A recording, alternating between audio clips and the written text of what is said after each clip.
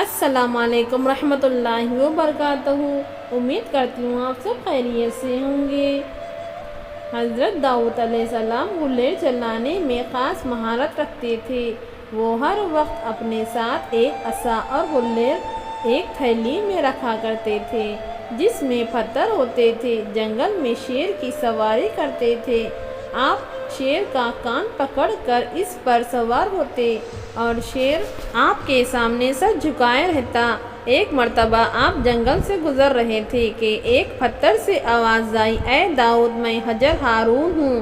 مجھے سے ہارون نے ایک شخص کو مارا تھا، مجھے اٹھا لیجئے، میں آپ کے کام آؤں گا۔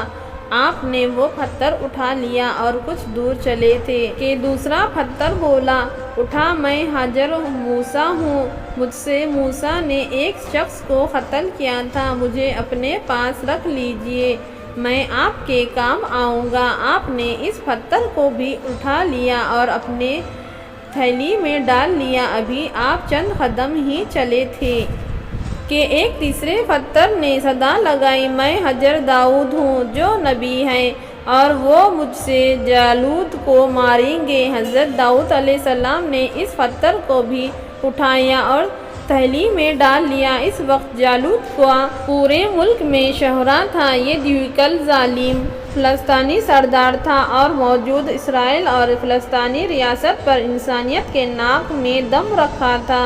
وہ نبی اسرائیل سے شدت نفرت کرتا تھا، انہیں تنگ کرتا تھا۔ ریاست کا بادشاہ طالوت بھی جالوت کے ملازم سے تنگ تھا۔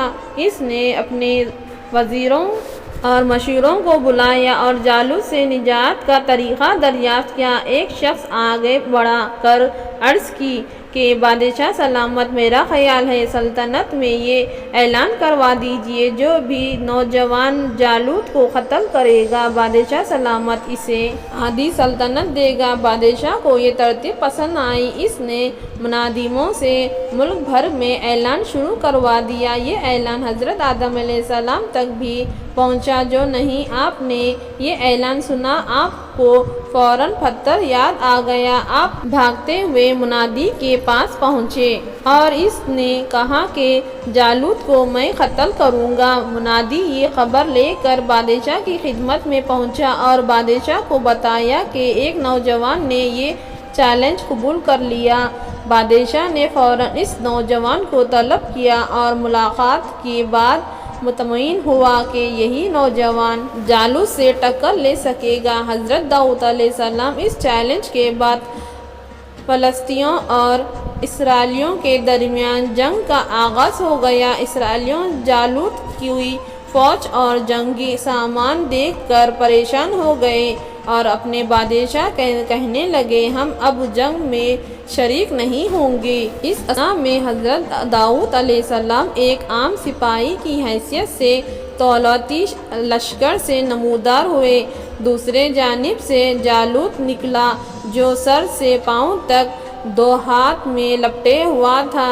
دونوں نے ایک دوسرے کے آمنے سامنے کھڑے ایک دوسرے کو دعوت جنگ دے رہے تھے۔ حضرت داؤد علیہ السلام نے اپنے تھیلی سے غلیر اور پتھر نکالا، پتھر کو غلیر میں پھنسایا اور جالوت کے سر پر دے مارا۔ پتھر کا جالوت کے سر سے ٹکرانا تھا کہ وہ زیر زیر ہو کر زمین پر گر گیا۔ یہ منظر دیکھ کر قوم یہودی دنگ رہ گئے۔ پھر اسرائیلیوں نے مل کر فلسطینیوں پر حملہ کر دیا اور انہیں مار بھگایا۔ بادشاہ آگے بڑھا اور اس نے اپنے وعدے کے مطابق حضرت داؤد علیہ السلام کو آدھی سلطنت عطا کی اور اپنے شہزادی سے آپ کی شادی بھی کروا دی اور یوں حضرت داؤد علیہ السلام اس سلطنت کے بادشاہ بن گئے۔